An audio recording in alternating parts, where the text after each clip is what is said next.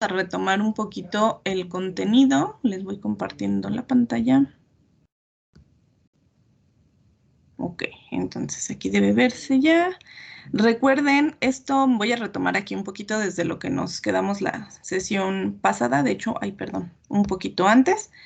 Entonces, aquí estábamos en estas dos lecturas que les tocó revisar. Una que era sobre los neurotransmisores del glutamato y GABA y cómo funcionan los receptores. De hecho, esta lectura es muy, pues yo diría que muy técnica, muy específica sobre cómo están constituidos los receptores tipo GABA.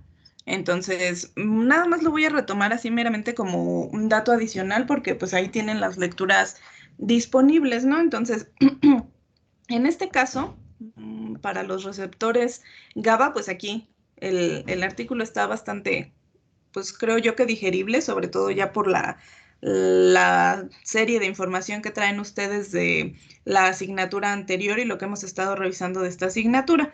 Entonces, si se fijaron, pues eran dos lecturas, esta y una que era así más que nada como informativa divulgativa de un artículo periodístico, que era esta de aquí, que es GABA, neurotransmisor, qué es y qué función desempeña. Entonces, esta es muy general, nada más nos da muy así como que pues para quien no sabe nada de nada, nos habla un poquito de que a nivel cerebral pues tenemos muchos neurotransmisores, es decir, que son las señales de comunicación de las neuronas que llevan pues la información, ¿no? Para que el cerebro finalmente dé una respuesta a lo que está ocurriendo en el medio ambiente. Entonces el GABA, el ácido gamma aminobutírico, es el neurotransmisor, es decir, la molécula señal, la que va a llevar la información.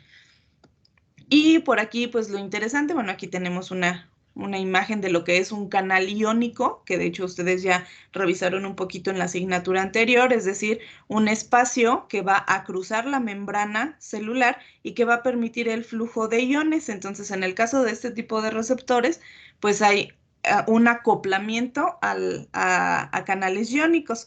Entonces, este GABA, pues aquí ya nos dice quiénes lo descubrieron, etcétera. Y esta parte que es interesante, que no se las pregunté, que no venía en el formulario, pero que justamente es lo que le da la relación con lo que estamos revisando, que se sintetiza a partir de una descarboxilación del glutamato gracias a una glutamato descarboxilasa, es decir, a una enzima que le va a quitar carbonos. Entonces, ¿dónde ocurre esto? Aquí nos dice en las neuronas GABAérgicas, en el cerebelo, ganglios basales y algunas otras áreas de la corteza cerebral. Entonces, ¿por qué es importante? Si no tenemos buenas cantidades de este neurotransmisor GABA, vamos a llegar a tener ataques convulsivos. Entonces, aquí además de que, lógicamente, pues esta es una consecuencia ahora sí que morfofisiológica de lo que podría ocurrir con una disminución de este neurotransmisor, también tenemos pues ahora sí que una relación muy importante que le han dado al relacionarlo, déjenme ver por aquí, donde nos decía, al relacionarlo con algún cierto tipo de padecimientos, pues lógicamente a nivel cerebral, como son el miedo y la ansiedad. Entonces, es bastante importante tener justamente buenos niveles de, de GABA y en el caso de la otra lectura, que es la que les mencionaba, pues aquí meramente nos habla de cómo hay diversos tipos de receptores GABA, es decir, de estos receptores que se van a encontrar en la membrana celular, recibiendo la señal que está llegando para dar una buena respuesta. Entonces aquí pues nos hablan más técnico sobre cómo es el funcionamiento de los GABA, la estructura sobre todo, que son pues por aquí algunos receptores que están formados por una gran cantidad de subunidades y que de acuerdo a variaciones que tengan, es decir, a cambios en esta estructura, pues van a tener ahora sí que funcionalidades específicas. Entonces, aquí tenemos algunas imágenes que nos dicen modelo estructural, perdón, del receptor GABA unido a un canal de cloro, por ejemplo. Entonces, fíjense bien, aquí nos habla de dónde ingresan los iones cloro y cómo algunos espacios van a estar diseñados para que ingrese el GABA, para que pueda ser percibido y permita por aquí algún tipo de movimiento iónico. Entonces tenemos pues aquí ahora sí que una combinación.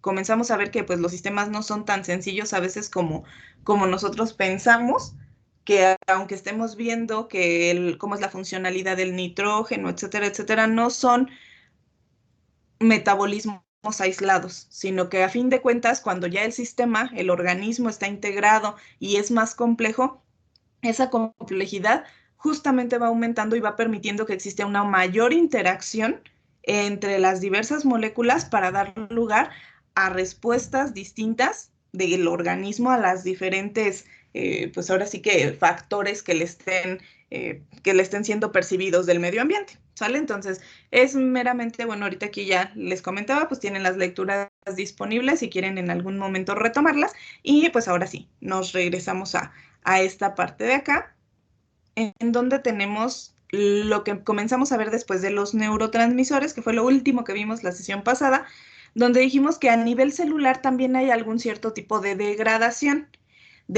que puede ocurrir de los aminoácidos en el lisosoma, es decir, en el botecito de basura de la célula, en donde las enzimas pues se van a encargar de partir las proteínas o los péptidos para desechar. Y la otra parte en donde dijimos el recambio proteico, que va a ser ahora sí que el sitio de reciclaje de aminoácidos y que va a incluir a esta molécula ubiquitina como una señal, como una etiqueta. Entonces, las proteínas van a ser ubiquitinizadas o ubiquitinadas y con ese marcaje van a llegar a lo que se conoce como proteasoma o proteosoma, van a entrar en el proteosoma, se van a ir partiendo de manera que podemos obtener los aminoácidos libres y la ubiquitina nuevamente para seguir marcando proteínas. Entonces, este es el sistema de reciclaje. Y esta parte, que es el inicio del ciclo de la urea, es decir, la última parte para ya sacar el aminoácido o los grupos amina que no nos interesan, que ya no le sirven a la célula. Entonces, estamos en la última sección del metabolismo al interior de un organismo vertebrado. Ahora, mencionamos estos dos aminoácidos que dijimos son aminoácidos no estándar, son aminoácidos que son específicos, al menos en esta ruta, no se encuentran como aminoácidos esenciales o no esenciales, sino como específicos de esta ruta y se pueden construir a partir de algunos otros. Entonces, para el ciclo de la urea mencionamos estos tres, arginina, ornitrina y citrulina. Arginina que sí es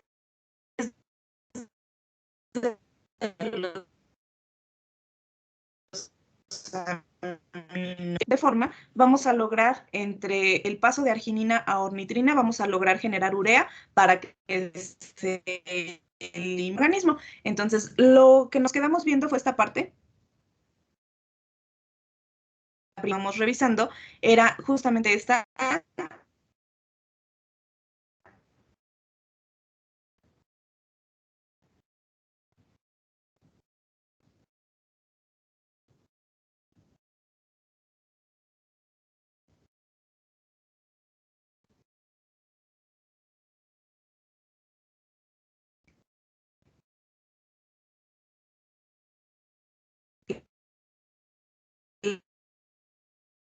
finalmente obtener la última sesión, la última parte. Entonces vamos a retomar este que es el ciclo ya descrito un poquito más a fondo. Entonces, fíjense bien, esto que acabábamos de ver era esto. Se preguntarán, bueno, ¿y de dónde salió el amonio? Pues de todas las reacciones previas que ya vimos, es decir, de las reacciones, etcétera, en donde a partir de los aminoácidos se va eliminando el grupo amino. Aquí tenemos, vean, aminoácidos que van a formar glutamato, recuerden, a partir de transaminación con el alfa-acetoglutarato, o de glutamina que se encuentra en los tejidos muscular.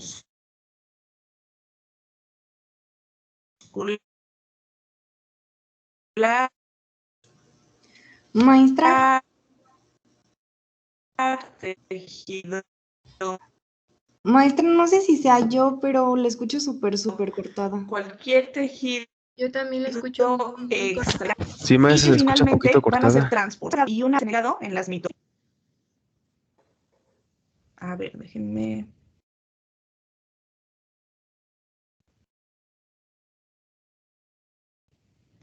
Me vuelvo a unir, ¿sale? Permítanme un instante.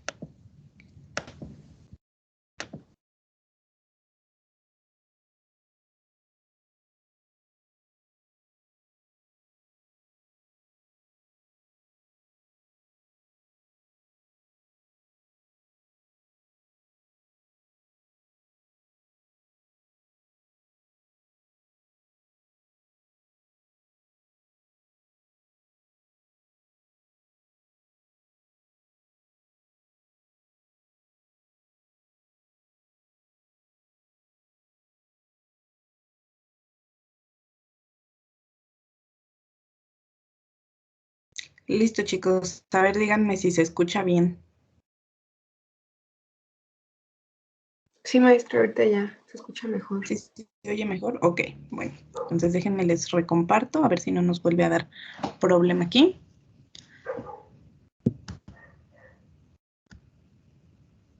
Listo, ok.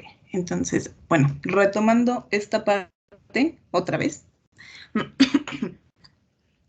Les comentaba, ¿de dónde salió el grupo amonio, el ion amonio? Pues ya revisamos un poquito esta parte previamente, que es las reacciones, serie de reacciones anteriores que estuvimos revisando, en donde a partir de los aminoácidos, cualquiera que este sea, vamos a tener el proceso de transaminación utilizando alfa-cetoglutarato para generar glutamato o, en el caso de los músculos, generar alanina y pasarlo a partir del ciclo de glucosa-alanina que ya también mencionamos. En el caso de algún otro tejido, cualquier otro tejido también que no sea músculo, pero tampoco sea hígado, vamos a poder tener glutamina y esta glutamina va a viajar hasta el hígado. Entonces, lo que ya le quitamos a los aminoácidos en otros tejidos, finalmente llega al hígado. Recuerden, aquí estamos en las mitocondrias del hígado. Llega al hígado, la glutamina va a entrar directamente, el glutamato va a entrar directamente, y entonces este grupo, este ion amonio, se lo retiramos a la glutamina, se lo retiramos en dado caso al glutamato y lo tenemos disponible para generar esta primera reacción del ciclo de la urea. Entonces tenemos ya el carbamoil fosfato formado. Ahora, este carbamoil fosfato va a generar que a partir de la ruptura del enlace con el grupo fosfato, genere fosfato inorgánico. Entonces, esa energía va a permitir generar la transformación de ornitrina a citrulina. Vean, aquí está la estructura previa, ornitrina, tenemos la ornitrina marcada. Este grupo amino va a cederse de manera que va a quedar unido al extremo que tenemos aquí orientado a la izquierda y tenemos ya formada la citrulina. Esta citrulina que se forma al interior de la mitocondria va a salir a la parte citosólica. Si recuerdan la sesión pasada dijimos, aquí vamos a tener varias reacciones químicas de las cuales la mayoría van a encontrarse en la parte del citosol. Entonces, las primeras reacciones, la generación de carbamoil fosfato y el recambio de ornitrina a citrulina ocurren en la mitocondria. Una vez formada, la citrulina va a salir de la mitocondria, va a requerir un aporte de ATP y va a generarse un intermediario, este que está aquí, citruil AMP. Fíjense, se liberan dos fosfatos inorgánicos y nos queda citruil AMP, es decir, el AMP es toda esta parte de acá, acuérdense. Aquí tenemos la estructura citrulina y aquí tenemos nuestro AMP. Entonces, una vez generado este intermediario, va a llegar aspartato. ¿De dónde? De esta parte de acá, observen bien. Aquí entró glutamato proveniente de cualquier tejido, llegó hasta las mitocondrias del hígado. Y este glutamato puede ser que se convierta en alfa-cetoglutarato al quitarle el grupo amina. Entonces, este glutamato lo podemos transformar en alfa-cetoglutarato, que se va a reutilizar, y con la internalización de oxalacetato vamos a lograr también generar aspartato, es decir, si el grupo amonio, el ion amonio que se le está quitando al glutamato, que sería este de aquí, si le estoy quitando el grupo amonio, se lo transfiero al oxalacetato en vez de liberarlo a esta zona de la mitocondria, en vez de liberarlo, se lo adhiero al oxalacetato, genero aspartato. El aspartato se sale de la mitocondria y aquí mismo, a nivel celular, se va a movilizar para este lado. De manera que una vez que yo tenga el intermediario citruila AMP, va a llegar el aspartato, se va a ir como AMP y entonces yo voy a generar arginosuccinato. Vean la estructura, ahora parece como que los dos aminoácidos se hubieran unido, la citrulina y el aspartato, y de esta manera, al tener este arginosuccinato, después puedo liberar fumarato, libero una parte y me quedo solamente con la arginina. Esta arginina, con el ingreso, voy a quitar esto, con el ingreso de agua, va a generar urea. Va a ingresar agua, voy a tener reacciones en donde se va a partir la molécula de arginina y lo que voy a generar va a ser urea. Este es el producto de desecho, este es el punto clave. Cuando se elimine la urea, yo con lo que me voy a quedar es con la ornitrina. Vayan viendo las estructuras, cómo se van transformando. Es decir, desde aquí tener esta arginina. Aquí rompemos en esta zona, rompemos el enlace y generamos ornitrina. Se libera la urea y la ornitrina va a entrar nuevamente a la mitocondria para generar otra vez a través de otro ciclo, utilizando carbamoil fosfato, nuevamente citrulina. Entonces tenemos la reacción general, el ciclo general por el cual a partir de una secuencia de reacciones químicas que involucran mitocondria, citosol y grupos amino generados de la gran diversidad de aminoácidos que estén presentes en el organismo, logramos finalmente generar un producto de desecho como es la urea. Entonces, aquí que nos queda, me voy a regresar un poquito solamente para mencionar. En el caso de lo que venimos revisando desde aquí, donde dijimos nos estamos enfocando en los animales ureotélicos, porque somos los vertebrados, porque es donde más se ha analizado, etcétera, donde más se conoce. Pero, ¿qué pasa con los demás? Algo bien interesante y bien característico es que tenemos que identificar la cierta toxicidad que tienen este tipo de compuestos nitrogenados. La urea, a pesar de que sí es hasta cierto grado tóxico, no es tan tóxico como el amoníaco o como el ácido úrico. Entonces, para el resto de los organismos que no tienen un ciclo ureotélico, tenemos que considerar que los hábitats en los que se encuentren, perdón, siempre tienen que tener grandes cantidades de agua por la forma que mencionábamos. Tienen estas moléculas de lograr acidificar o alcalinizar el ambiente. Entonces, si no hay suficiente agua disponible para el resto de organismos para que puedan habitar y desechar este tipo de productos, llegarían a caer en unas situaciones metabólicas muy comprometedoras, es decir, estaría muy comprometido el sistema y seguramente tendrían por ahí algunas secuelas, incluso letales, si las condiciones ambientales no son lo suficientemente adecuadas. Entonces, ¿qué diferencia hay con el metabolismo de los ureotélicos? Pues justamente esa, que nosotros sí necesitamos agua, claro está, la necesitamos ingerir, necesitamos ciertas cantidades, pero definitivamente para que podamos excretar, para que podamos desechar el nitrógeno en forma de urea, no necesitamos estar sumergidos en grandes cantidades de agua. Es decir, nuestro organismo ha evolucionado hasta cierto punto en el cual el agua es necesaria, pero ya no se vuelve pues ahora sí que un detonador dominante del ambiente en el que nos encontramos, a diferencia de los organismos amoniotélicos, ¿sale? Entonces, era un mero comentario. Y pues finalmente, aquí tenemos el ciclo de la urea. Esta ya la vimos, la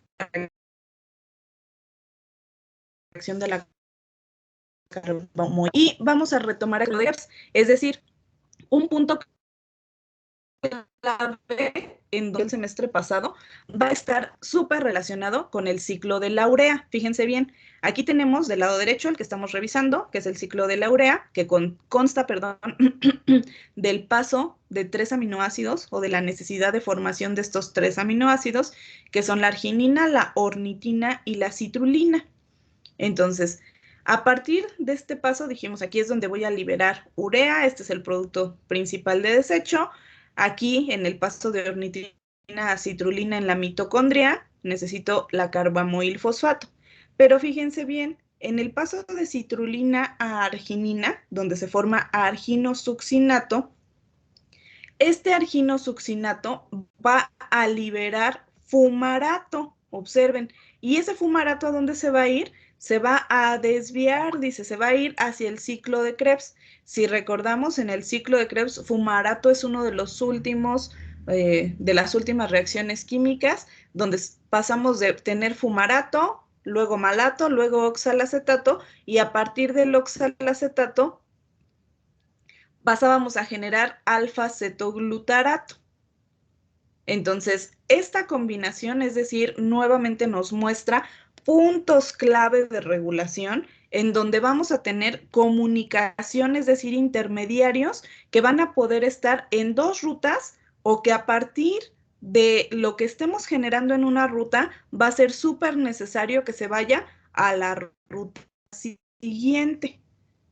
¿Depende de qué? Pues de la necesidad celular. Recuerden que aquí estamos hablando ya de un ciclo que es ciclo de desecho, es decir, ya lo que nos interesa es generar urea, ese es el punto clave, generar urea y que se deseche en el organismo.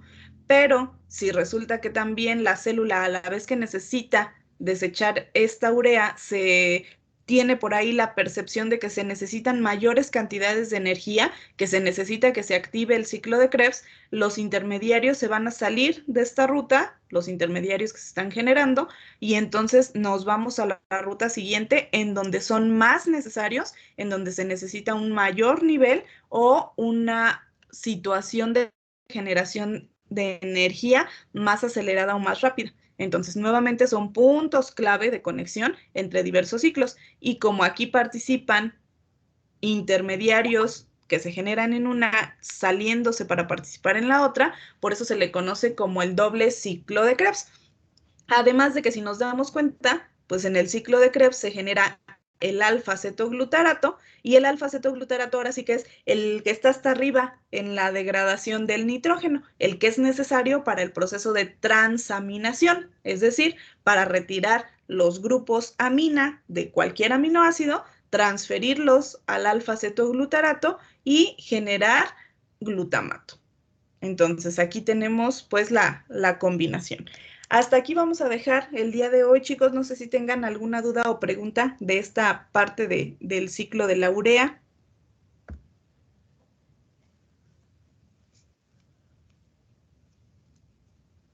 ¿No? ¿Nada?